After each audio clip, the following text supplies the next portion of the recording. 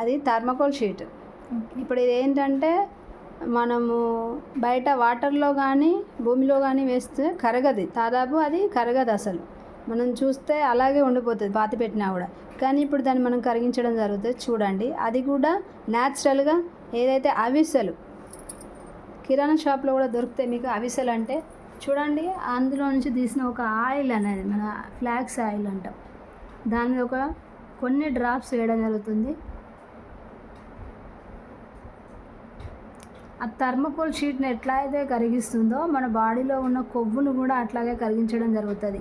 ఏదైతే ఫ్యూచర్లో గుండె జబ్బులు రాకుండా ఉండడానికి, మన బ్లడ్ సర్క్యులేషన్ జరుగుతుంది కదా, అందులో మనం బ్లడ్ క్లాట్ అయిందంటాం, కొవ్వు అనేది పేరుకపోతుంది. ఆ కొవ్వును కూడా కరిగించి రిమూవ్ చేస్తుంది ఫ్లాక్స్ ఆయిల్ అనేది.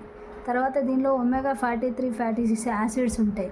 మనకు ఎన్నో ఆరోగ్యకరమైన ఉపయోగాలు ఇస్తుంది ఇది ఫ్లాక్స్ ఆయిల్. చూడండి ఎట్లా కరిగిపోతుంది, వెంటనే నీరైంది.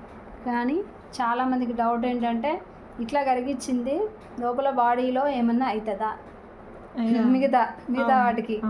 కానీ ఒకటి ఏంటంటే దీని సహజ గుణం ఏంటంటే వేస్ట్ని మాత్రమే కరిగిస్తుంది.